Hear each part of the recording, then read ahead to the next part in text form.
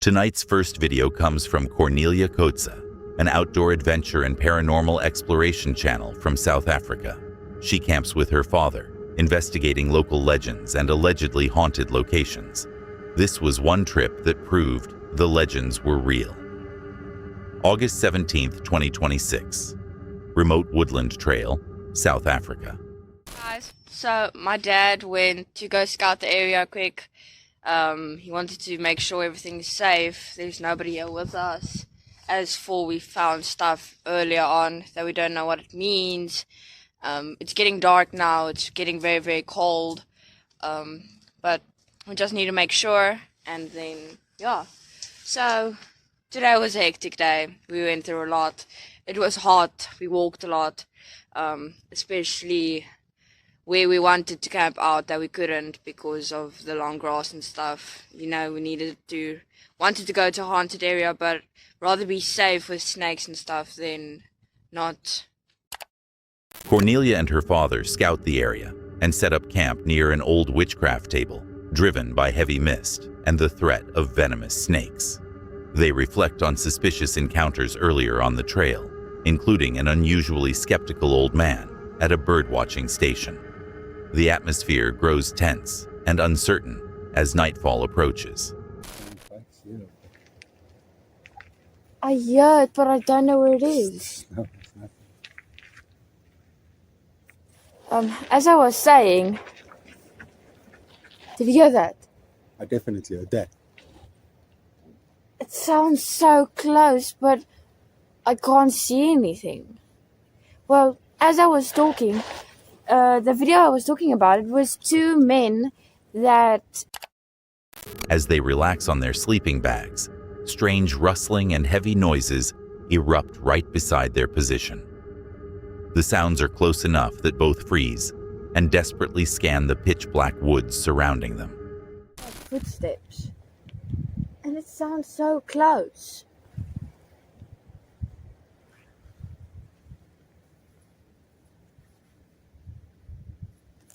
Do you hear that? Yeah, whoa. What was that? I definitely heard that. That was so loud. Well, Guys, there's absolutely nothing. As you can see, it's pitch dark. You can hardly see my hand. nothing. A loud, sudden disruption forces the father to command his daughter to get down and take cover. They prepare for immediate flight as an unseen presence seems to draw directly toward them. You see the stars out in the moon. Wow, look at the stars, guys. Don't recognize. What's with it? Back it down. Guys, we're gonna stay low. Just What is that? What is that? come What this is side, that? come this side. I heard something. Listen to me. Better get ready.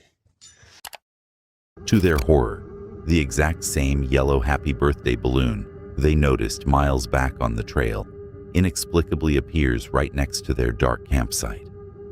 The dread intensifies as they realize something impossible is happening.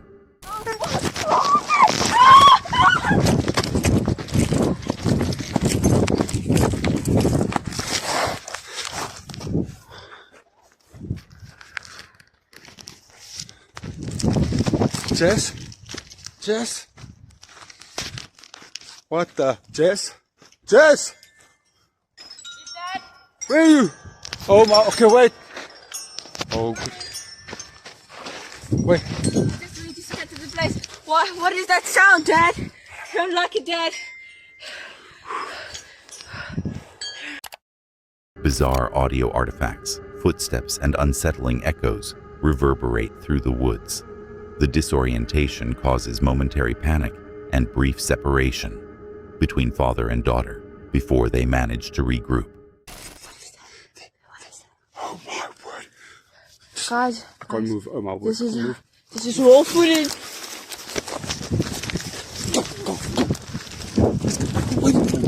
Wait! Run! After fleeing through the dark terrain, they successfully reach the safety of a paved road. Reevaluating the night's events, they conclude that the eerie local lore was true, deciding never to return to the site again. I keep coming back to that yellow balloon, appearing miles from where they first saw it. There's something deeply unsettling about an object of celebration being twisted into something menacing. I'm not entirely convinced this was paranormal activity, but the fear they felt was absolutely real, and sometimes that's what matters most. When you're out there with no one around for miles, your mind becomes both your best tool and your worst enemy. Would you have stayed to find out what was making those footsteps? Or would you have run too?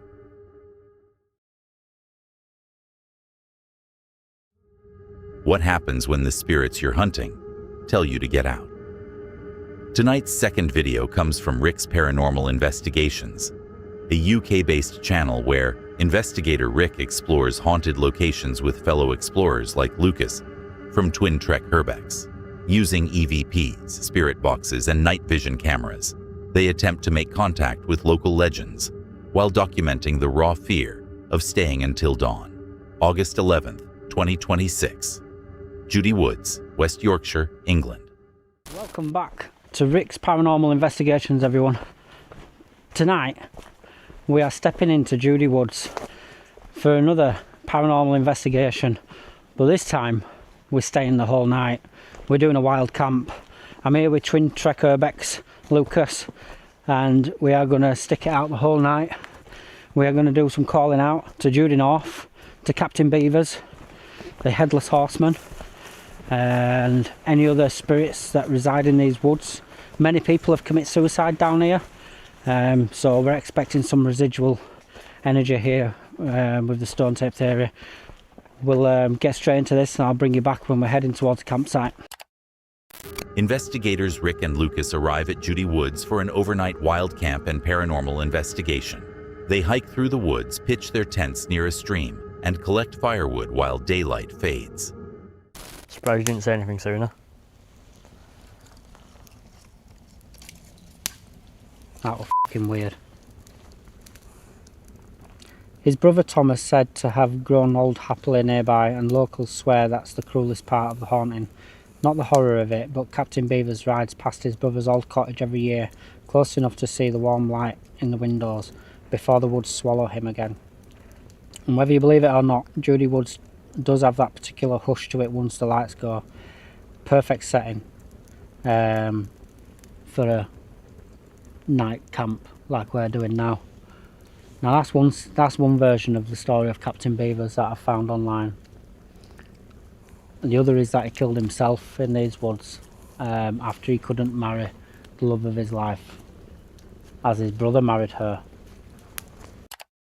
While Rick is explaining the tragic legend of Captain Beavers, a sudden, unexplained, loud impact noise breaks through the trees. The sound interrupts his story and catches the team completely off guard. The woods, apparently, don't like being interrupted either. It sounded like it was fucking right close to us on this side. Just a thud. Did you not hear a I thud? think it was that.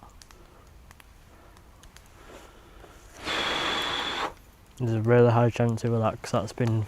The fire? Yeah. It sounded like a proper... Could have been... It could have been. One. No. Did you hear that? Yep. Right, something just fucking took a step in that water. I heard it with my own fucking eyes. Let me turn this spirit box off because we need to go and investigate what we're fucking hearing. I'm going to come to these two. Hearing some weird noises though. Yeah, no.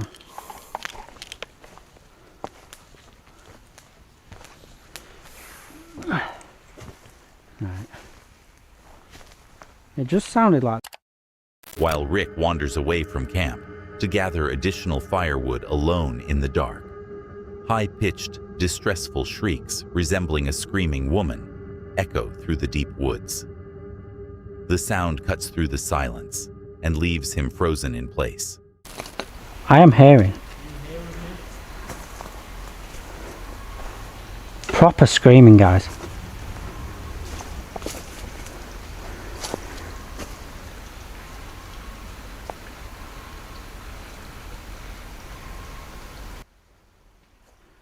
I don't know if you can hear that.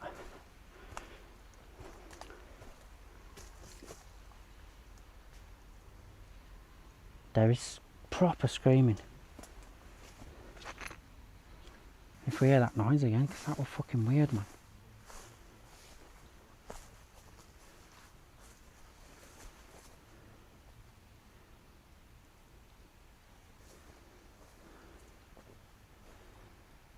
Sorry about the night vision. During a late-night spirit box sweep by the campfire, an aggressive, loud, disembodied voice commands the team to leave directly through the speaker. I thought it said leave. Proper fucking loud. Shouted it, didn't it? Yeah.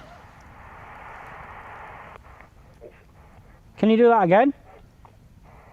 Okay. Literally. Cool. Bye-bye. That scared fucking life out of me, that.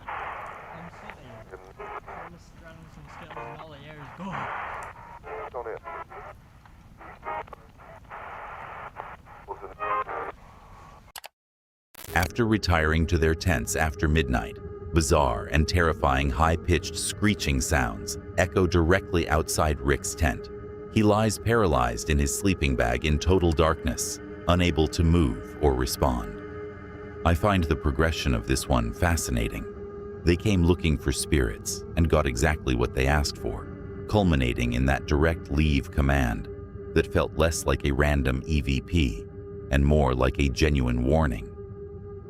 I'm leaning toward this being legitimate paranormal activity. But even if it was just the woods playing tricks, the fear they felt was undeniably real. There's something deeply unsettling about being told to go away by something you cannot see. If you were out there alone and heard that voice, would you pack up and leave, or would curiosity keep you in that tent until morning? What happens when something in the woods calls you a loser to your face? Tonight's third video comes from Haunted Finders, a UK-based paranormal investigation channel known for immersive real-time explorations with minimal exaggeration. Using night vision, full-spectrum cameras, EMF meters, and spirit communication devices, March 10th, 2020, Birch's Valley, Cannock Chase, Staffordshire, United Kingdom. Right, so it's almost dark here at Birch's Valley in Cannock Chase. What we're going to actually do now is run the quarters box here that David's got over there. We're going to see what sort of communication we get. Then once it gets even darker, we're going to move out here into the woods a bit further, and then carry out some different experiments and just see what happens. We're going to document everything as it happens. We are going to move further into the woods shortly as well. And as it's getting darker, it's getting a lot more eerie in here, isn't it? Yeah. So, I don't know. While scanning the dense tree line, team members spot an unexplained red glowing light shining through the distant foliage. The eerie visual sighting unsettlingly aligns with local legend descriptions, heightening tension among the group. Those red lights, like, through there. Stop talking about werewolves, for God's sake.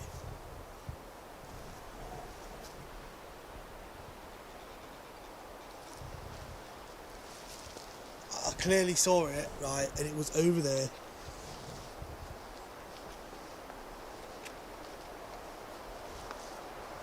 I definitely saw something red glowing in that area over there.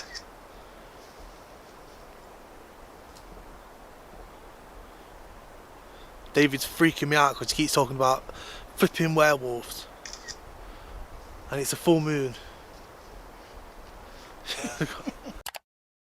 As the group attempts to navigate out of the immediate area, the footsteps and low sounds continue to follow them.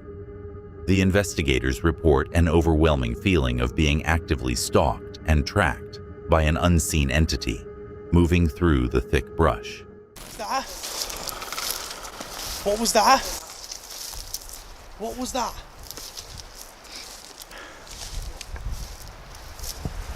Let's just get out.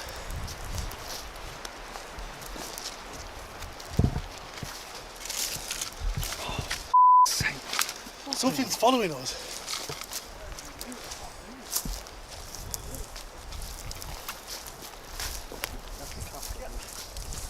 David, something's following us in these woods.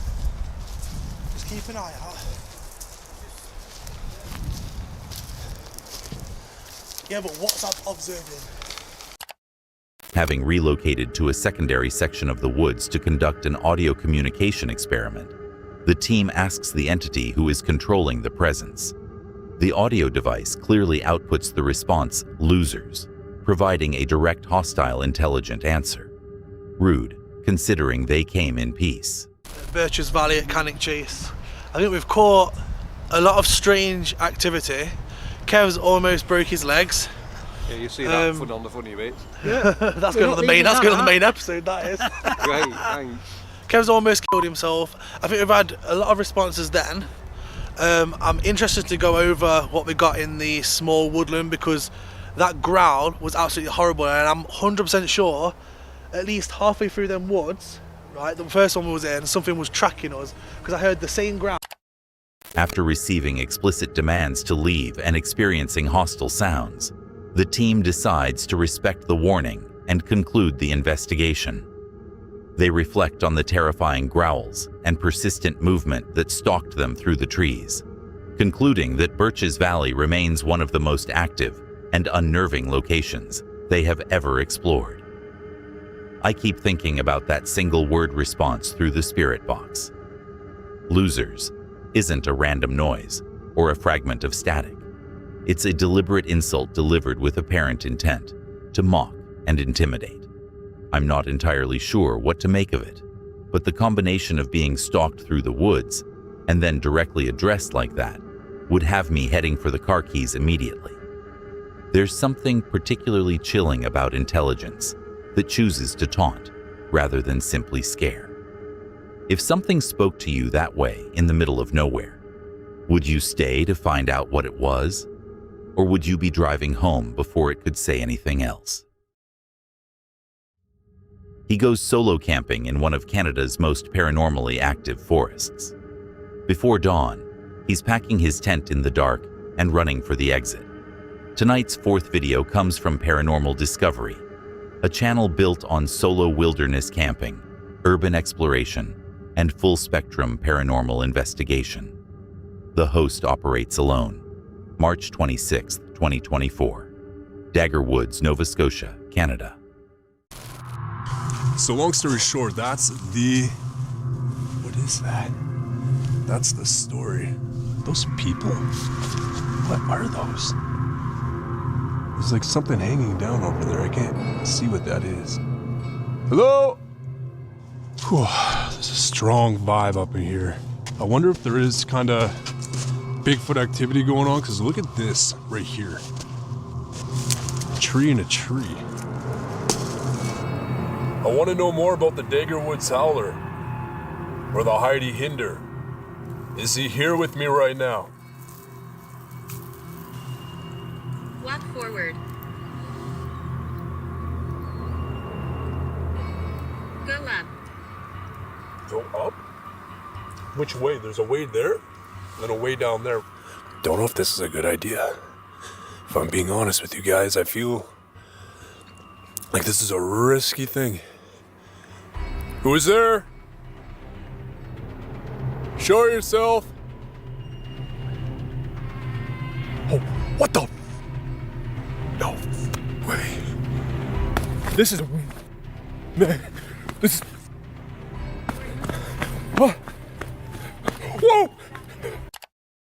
While investigating the trail alone at dusk, he hears distinct, unexplained rustling and movement in the brush nearby. As he stops to listen, eerie, disembodied sounds echo through the trees, creating the strong sensation that he is being actively stalked.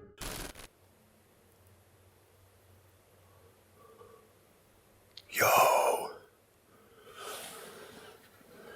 Yo.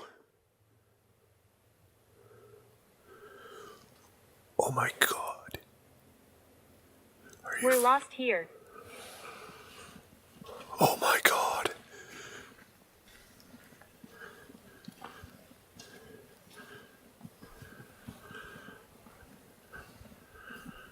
I'm only a child.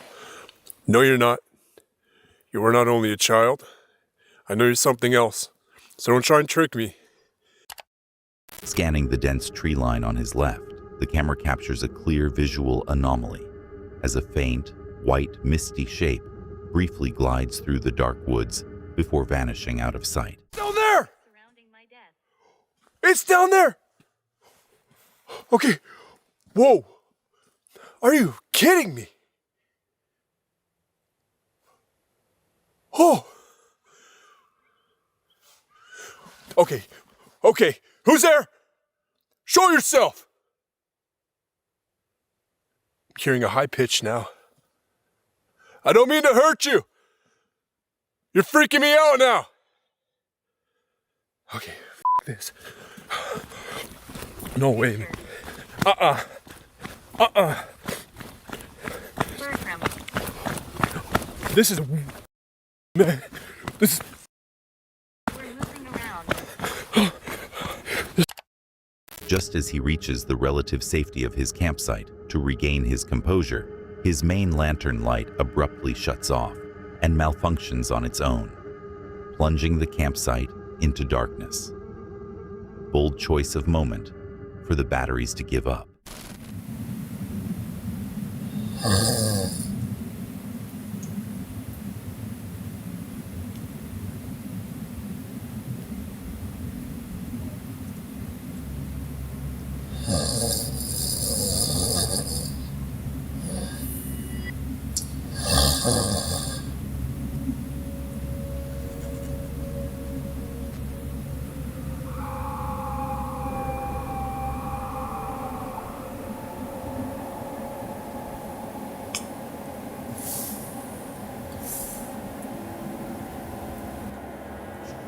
What was that? What the hell was that?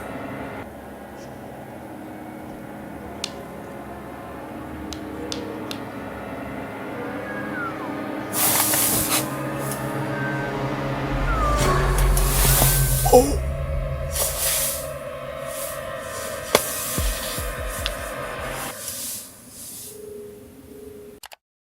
While attempting to lie down inside the tent to calm his nerves, an unsettling, loud scream and growl erupts directly behind the tent near his vehicle. Realizing the oppressive atmosphere is not subsiding, he abandons his overnight stay, rapidly packs up his gear, and retreats from the forest. This solo investigation escalates dramatically as the host encounters persistent spiritual and cryptid activity throughout the night.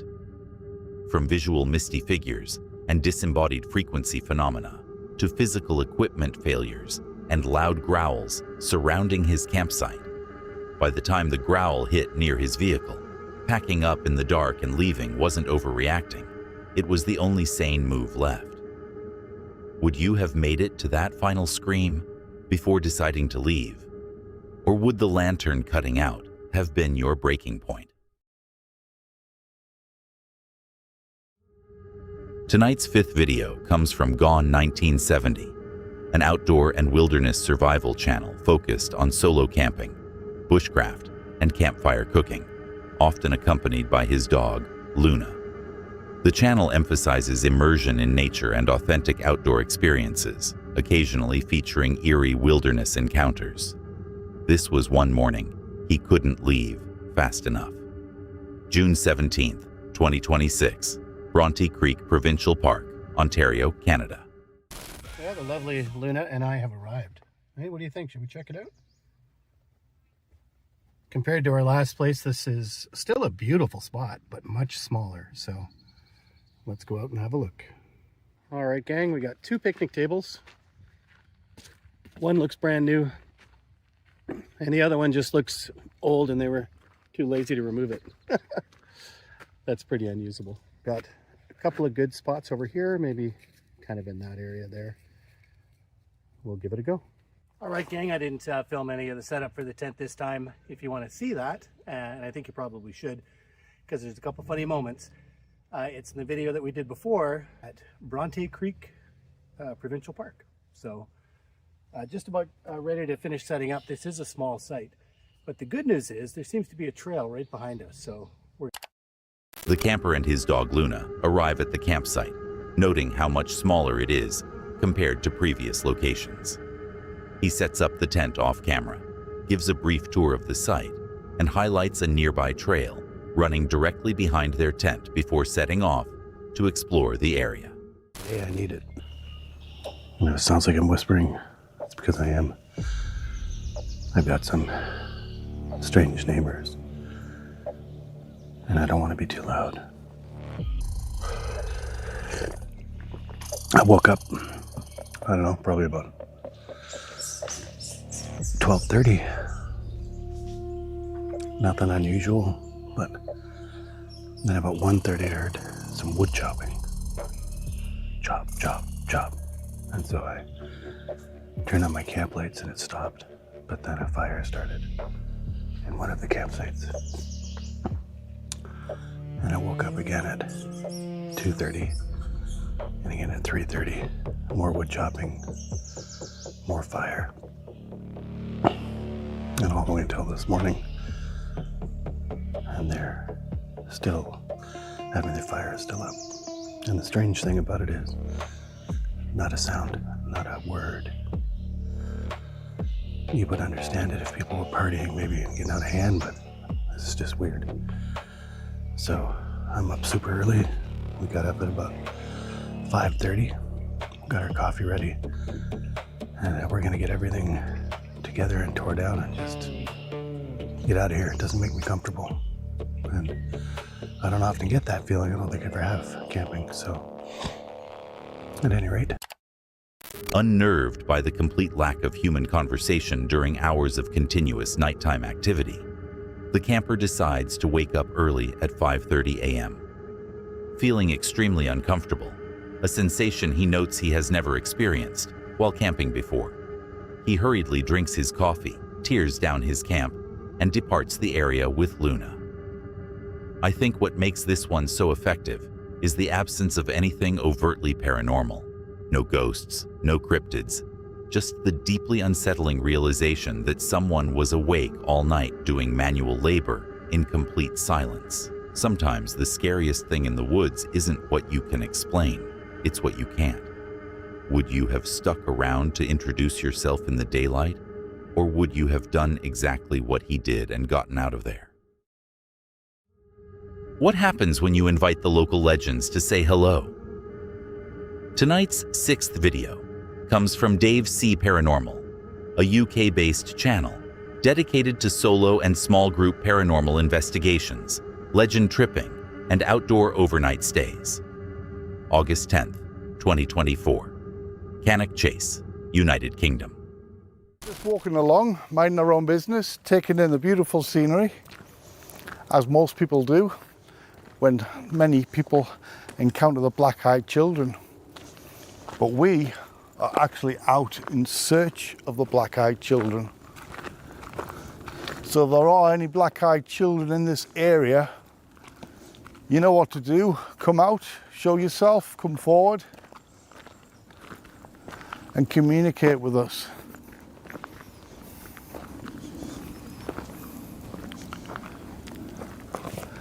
Thought I heard footsteps behind me then. I heard that. Did you? Yeah.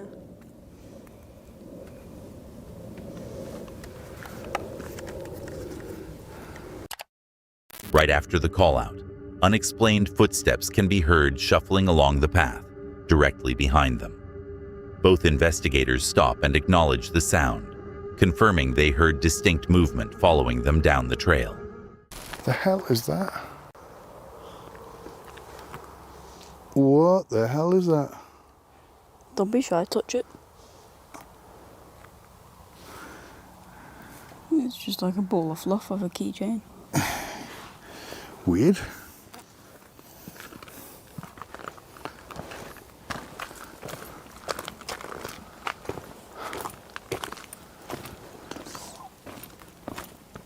I heard that. There's something behind these bushes.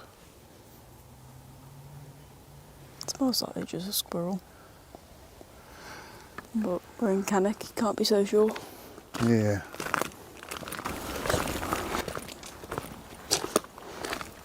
It annoys me that there's random bits of red brick. This what? Where? The random bits of red brick on the Oh, right.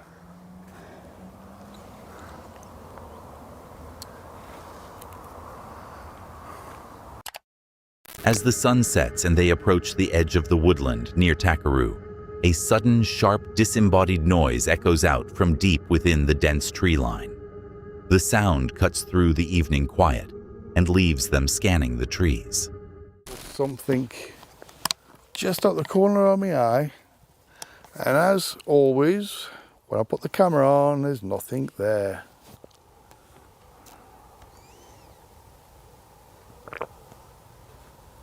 Just a split second of something. God's sake, why does it do that? I see things out the corner of my eye and I turn and I look and I put the camera on it and it's gone. Always happens that. It's so frustrating.